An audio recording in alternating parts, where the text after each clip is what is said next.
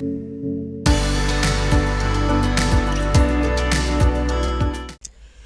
ខេជំរាបសួរបងប្អូនទាំងអស់គ្នាហើយស្វាគមន៍មកកាន់ Channel YouTube របស់ខ្ញុំសាជាថ្មីម្ដងទៀតហើយសម្រាប់វីដេអូមួយនេះគឺជាវីដេអូទី1បាទដែលខ្ញុំនិយាយអំពីអ្នកចូលចិត្តខាងរងពុំបាទបន្តតែអ្នកជាអ្នកខាងផ្ដិតរូប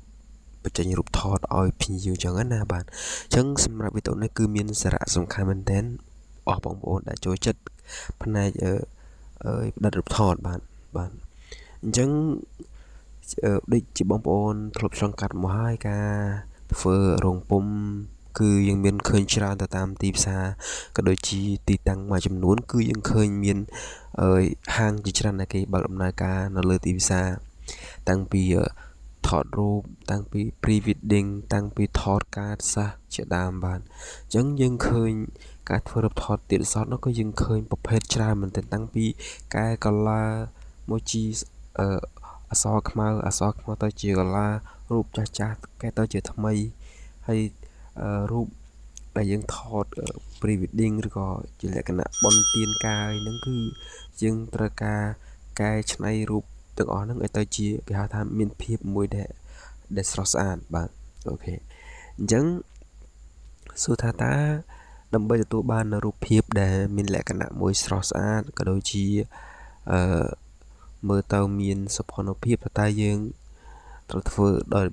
វិធីណាបាទឬក៏យើងប្រើ tool ឲ្យខ្លះឬក៏កម្មវិធីឲ្យខ្លះដើម្បីធ្វើវាបាទជាទូទៅយើងឃើញមិនថារោងពុម្ពណាទេបាទស្ទើរតែគ្រប់ទូទាំងពិភពលោកគឺគេតែងតែប្រើប្រាស់នៅ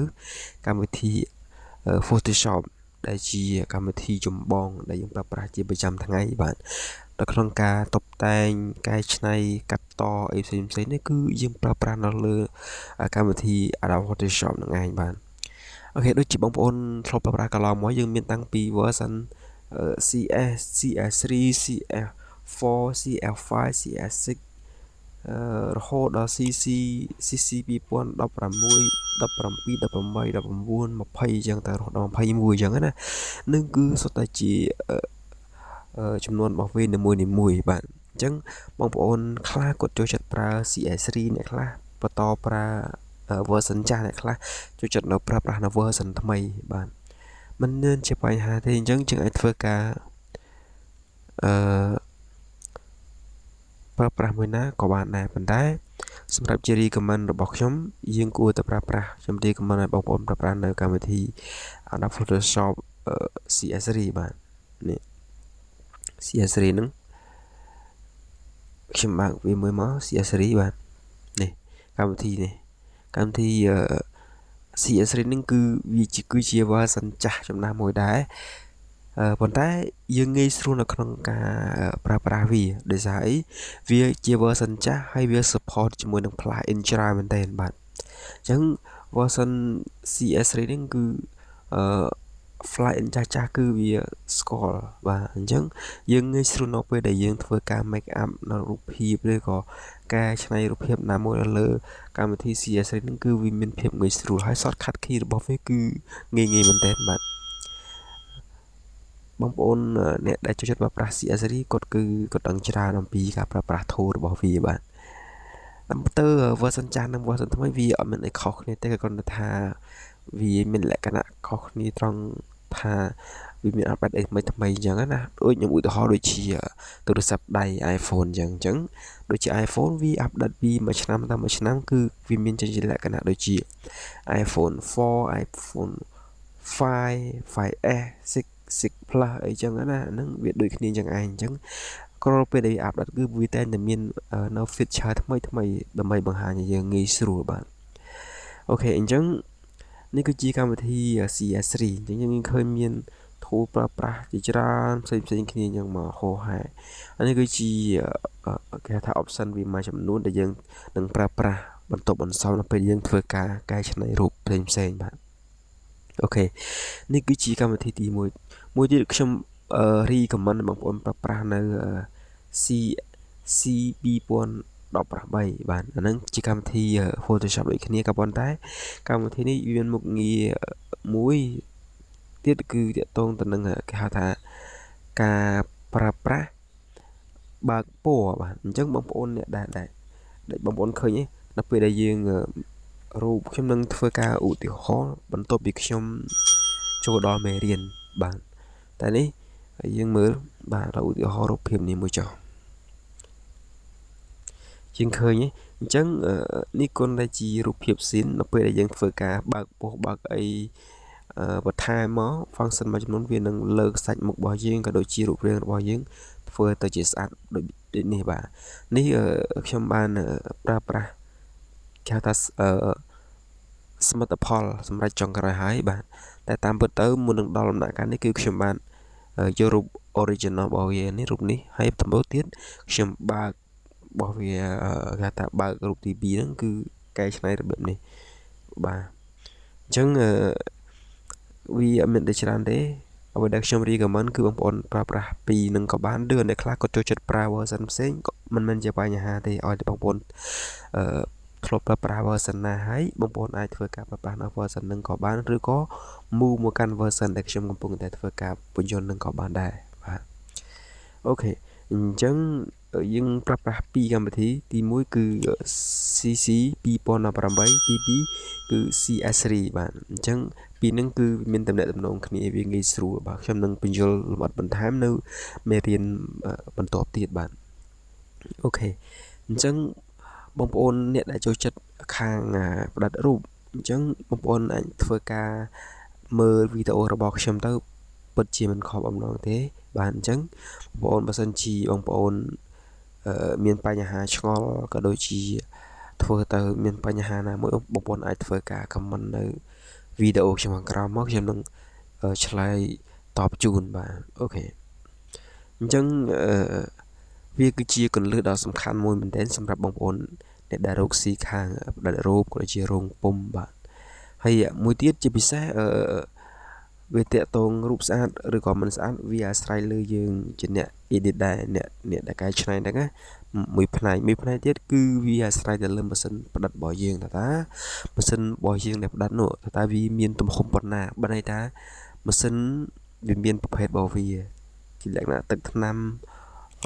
ល្អបង្គួរឬក៏ល្អ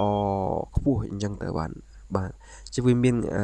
ហៅថា low medium ហើយនិង high អញ្ចឹងណាទៅនឹង quality ទឹកថ្នាំអញ្ចឹងបងប្អូនបើจะឆ្ងល់ទឹកថ្នាំវាមិនត្រូវបែងចែកអញ្ចឹងព្រោះទឹកថ្នាំមួយចំនួនហើយបានគេបែងចែកដោយសារអីរបស់ដែលគេហៅថារៀង low គឺតម្លៃវារៀងធូរថ្លៃមិនអញ្ចឹងណាអញ្ចឹងកាលណាតម្លៃរៀងធូរថ្លៃនៅពេលដែលយើងផ្ដិតចេញមករូបថតរបស់យើងអាចទុករយៈពេលបាន3ទៅ4ខែគឺវាមានសភាពមួយគេហៅថា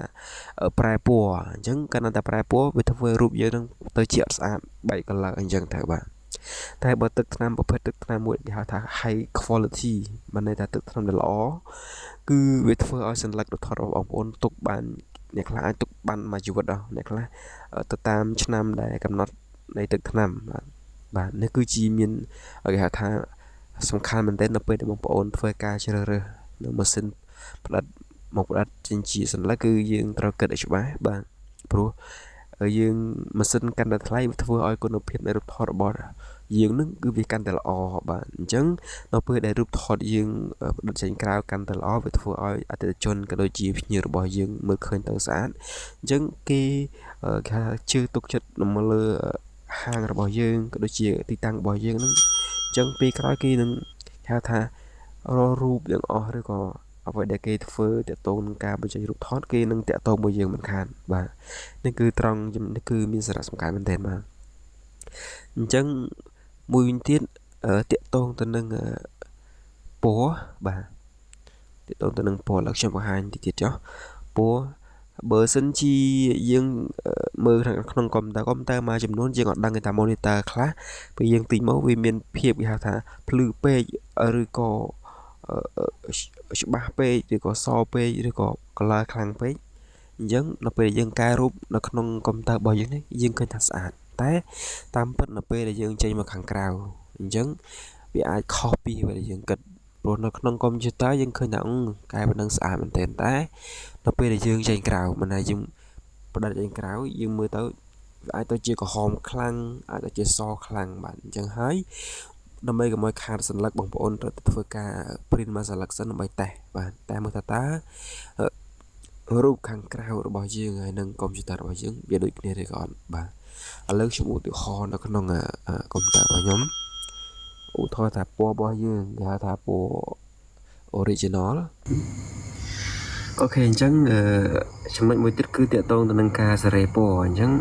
ការសេរីពណ៌គឺមានសារៈសំខាន់មែនទែនតាក់ទងនឹងសញ្ញាហើយជាមួយនឹងម៉ាស៊ីន print របស់យើងអញ្ចឹងមុននឹង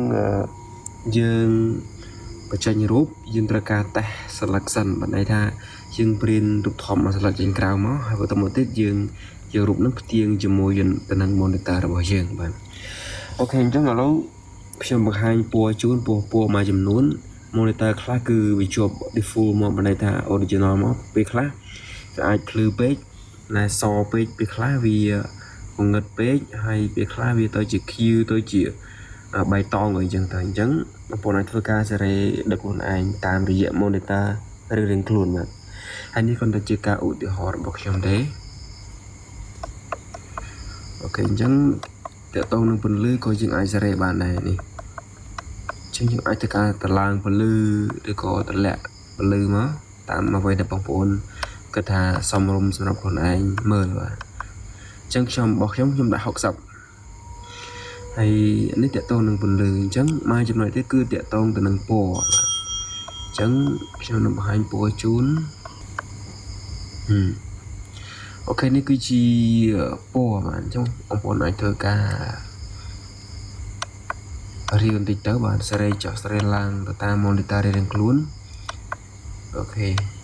អញ្ចឹងនេះគឺជាពណ៌ដែលបងប្អូនគិតថាវាណាស្អាតដែលបងចាំមើល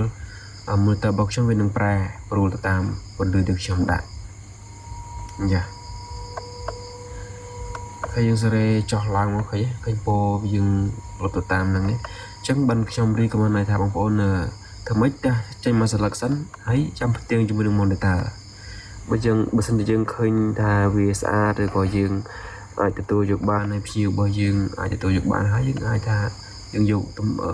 color ប៉ុណ្ណឹងមកបាទអូខេអញ្ចឹងយើងសេរីតាមហ្នឹងណាដល់ខ្ញុំយករបស់ខ្ញុំយក standard mode ហើយខ្ញុំយកប៉ុណ្ណឹងប្រាប់ប៉ុណ្ណឹង